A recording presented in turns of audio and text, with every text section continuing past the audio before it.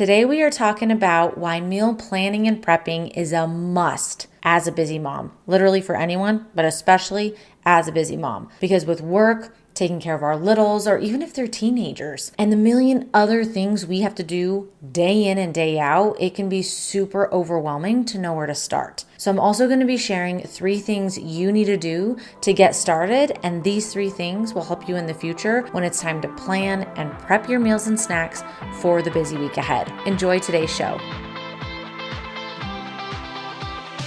Welcome to Strong and Nourished Mama, the podcast dedicated to helping busy moms thrive. I'm Val, functional sports dietitian, prenatal and postpartum fitness coach, and first-time mama. I'm here to guide you on a wellness journey with simple, practical strategies to keep you feeling strong, nourished, and energized every day. Whether you're juggling work, family, or finding time for yourself, I'll share tips on nutrition, health, and wellness tailored just for moms. So if you're ready to feel empowered and recharged, let's dive in to today's episode and start building a stronger, more nourished you. Enjoy the show. Okay, imagine you're on your way home after a busy day at work or picking up the kids from practice, and you're stuck in traffic, and it's probably going to be about another 20-30 minutes until you're home. So you start thinking about what you're going to make for dinner, and you realize you have nothing to eat. You have food, but nothing is prepped or cooked, and the thought of chopping, roasting, sautéing sounds like absolute hell. And don't forget about cleaning up afterwards, because that is probably the worst part. You'd be eating at like 8:30 p.m., so you call in takeout or you stop through a drive-thru. Has this happened to you? And it's not that eating out is bad or that we can't enjoy some Chick-fil-A because everyone loves Chick-fil-A, but there's a fine balance between eating out and enjoying foods. And if we're doing that every single day or most days of every single week, then we may want to start thinking about having some sort of plan ahead of time. Now, what would happen if you did have some food prepared for when you got home after a busy day at work, sitting in traffic, or getting the kids, and you plate the food, you microwave it, and you eat it, and then you put all the dishes in the dishwasher and call it a night? That sounds a lot better. Or maybe you had some time to stop at a local grocery store, get a rotisserie chicken, a bag of green beans, maybe some rolls, a bag of salad, and all you have to do is prep it when you get home, or put it on a plate essentially, right? Everything is already cooked and you didn't even have to worry about any dishes. Today, we are talking about why meal planning and meal prepping is a must, especially as a busy mom, because life is going to be crazy and you're going to get home late, or something is going to come up to where, man, I don't have the time to actually sit and think about what meal I want to make. So meal planning and meal prepping is a must. So what is meal planning? Meal planning is the simple act of thinking ahead and planning what you're going to eat, or at least have an idea of what you're going to eat. This doesn't mean you have to eat chicken, broccoli, rice. I use this example all the time. Nothing is wrong with chicken and broccoli and rice, but if you're having that 5 days a week for like 2 months straight, yeah, that sucks. That doesn't sound fun. That sounds boring. Doesn't sound delicious at all. But every now and then, okay, cool. I can do chicken, broccoli, rice once in a blue moon. But when we are talking meal planning, I don't want you to think that's what it is. You're basically just planning ahead of meals that you enjoy, you and your family like and enjoy. It doesn't have to be the most perfect meal, because that doesn't exist, but maybe it's just balanced, and we'll definitely talk about this in future episodes. So meal planning is just thinking ahead and planning what you're going to eat, or at least have some sort of idea. Now, meal prepping is putting your plan into action and actually preparing the foods, whether that is chopping them, roasting them, however you are preparing your foods and your meals. And you're doing that ahead of time to make it easier for the week ahead, because when that week starts, when Monday begins, you know that shit is a little crazy. It's going to be really hard for us to be able to take the time to think and plan what we want during that busy week. Now, depending on your schedule and what is going on, maybe the best time for you to plan is a Monday, and your weekends are super busy and crazy. Everyone's going to be a little bit different, so you kind of have to bring your schedule into the mix. So why do you need to create some sort of meal plan and prep food in advance? Well, we're busy, so we need to save time. Things are expensive. Eating out is very expensive. Having some sort of meal plan can help you save money, especially if you are on a budget. It saves stress. That is the biggest thing. It saves stress and spending hours in the kitchen, which you don't have to spend hours in the kitchen to create a meal, but it's going to take some time. But more time now is less time later. With meal planning and prepping, you're also providing a variety of meals. So you're not eating the same thing over and over again. You're not eating that chicken, broccoli, rice all the time. No one wants to do that. You're also ensuring you're getting enough protein and plant food, something that we're definitely going to be talking about in future episodes. And you're preventing food waste. It's not fun when you have to throw away a bunch of food, whether it's cooked or not. You do not have to create the perfect meal plan. That does not exist. I want you to get that out of your head right now. You just need to plan something so you have an idea of what to make when things get crazy during the week. So you don't have to revert just to takeout every night. Now, maybe you plan to eat out on a particular night, and that's okay. That's part of your plan. But if you don't have any idea of what you're going to do and it's very late and you have to feed yourself and the family, it's really good to have some sort of idea or something prepared already and you're not always having to go out to eat. If you haven't meal planned or meal prepped before, it can be a little overwhelming with where to start. So let's talk about 3 things you need to do to get started. This is before you actually start meal planning and meal prepping. 1,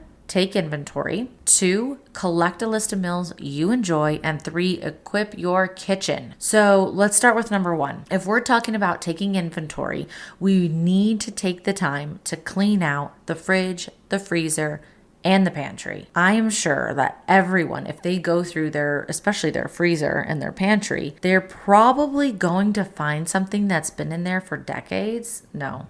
Hopefully not decades, but maybe a year or longer, something that's expired. Okay. Something's going to be expired and you're going to be like, it's 2024 and the expiration date is 2022. This needs to go in the trash. Like we can't keep that anymore, right? Or, oh my gosh, I totally forgot I had this because I couldn't see it because this shit is disorganized. I don't know what is what. I think the freezer, that especially happens with the freezer. We throw in so many different types of things in there and things start to pile up. So we have to take inventory and we have to take the time to clean everything out. Do you have to do this all in one day? No, you don't even have to do it all in one weekend. You can say to yourself, okay, this weekend, I'm going to take on the pantry. Next weekend or 2 weeks from now, I'm going to take on the freezer and then the fridge. The fridge is kind of easy sometimes just because you're stocking that regularly for the most part and for most people. So plan when you're going to go through the fridge, the freezer, and the pantry. Throw away what is expired, give away things that no longer serve you or that you don't want and they're not expired. So if it's something that you're like, you know what, I no longer like this or I don't want to keep this in the house, whatever the reason is, you can always give it away so you're not wasting food. Please don't give away expired items though. A lot of the times with the freezer, if things have been in there for a while, you're gonna have to toss that.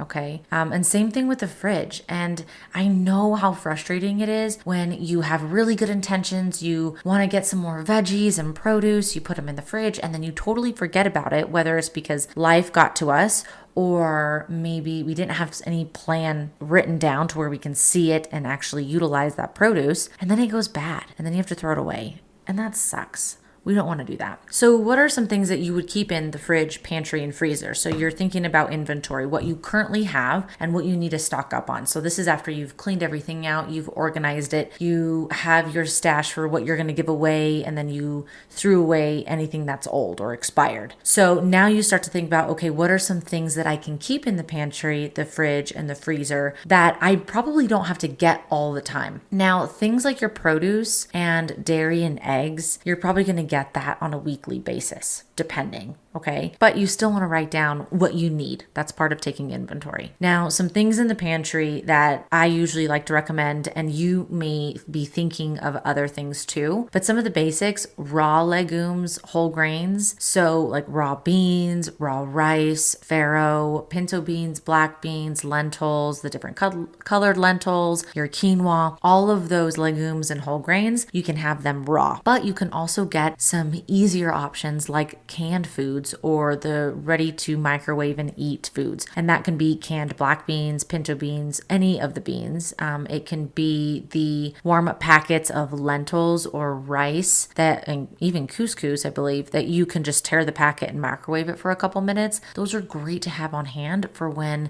things are very busy and you need something last minute. Chickpeas, don't forget about chickpeas, corn, veggies.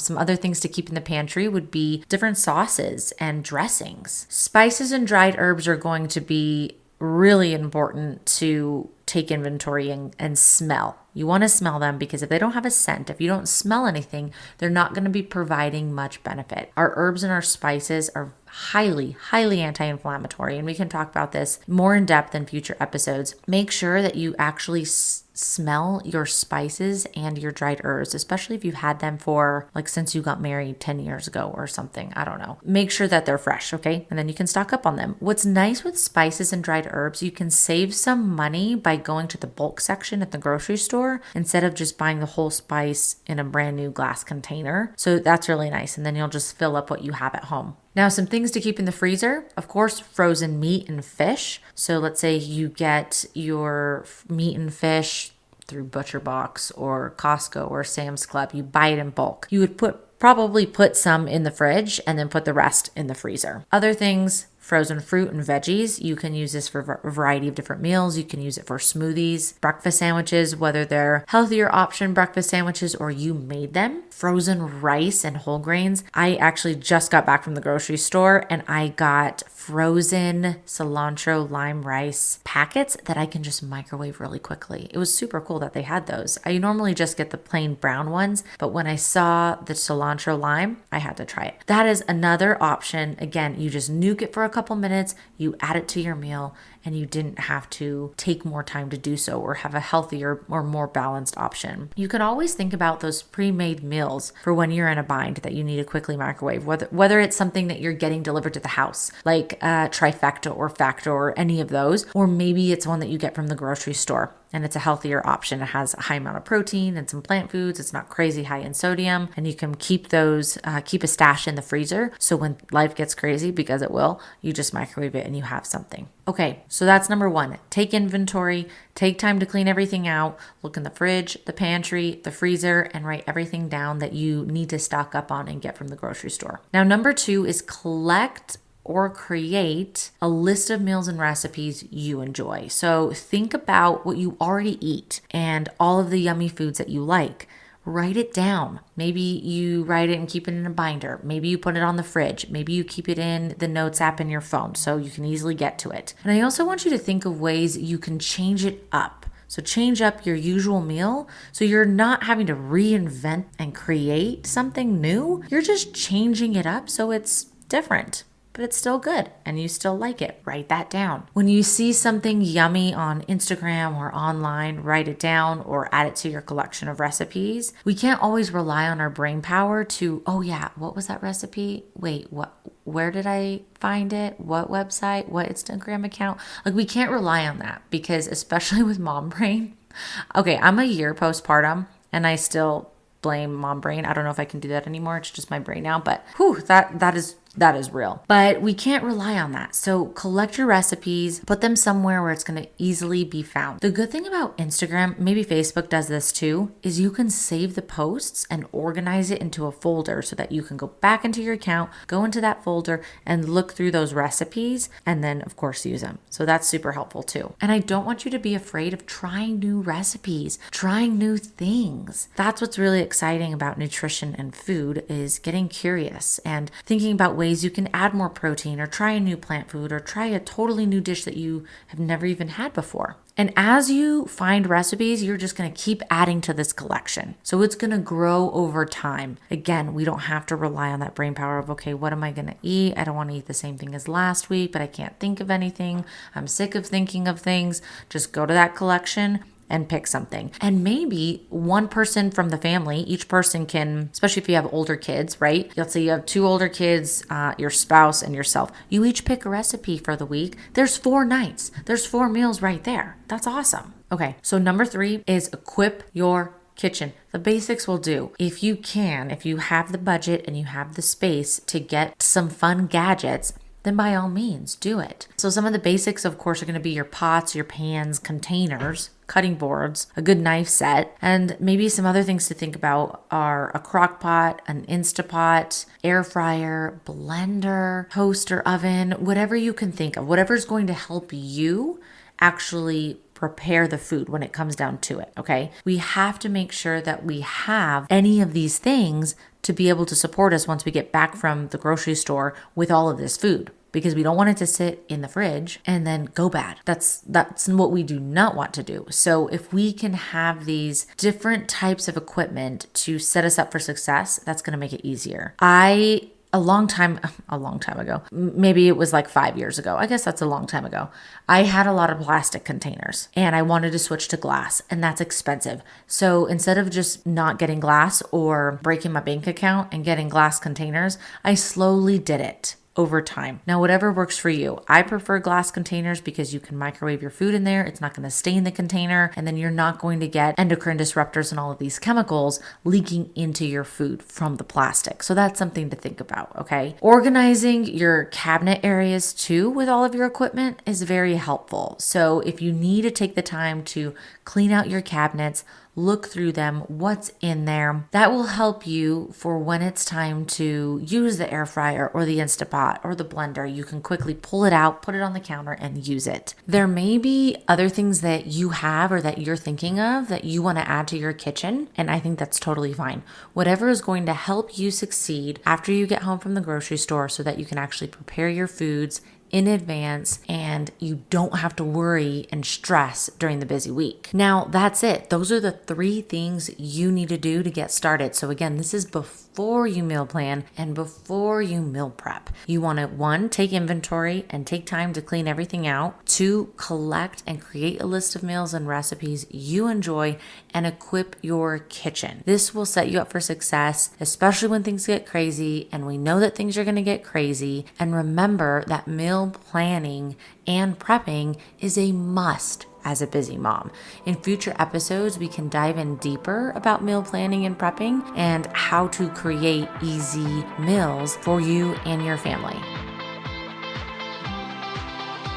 Thanks for tuning into this episode of Strong and Nourished Mama. If you enjoyed today's show and found value in it, I would love for you to leave a written review on Apple Podcasts. Your feedback helps me reach more mamas like you, and I truly appreciate your support. Stay strong, stay nourished, and I'll see you next time.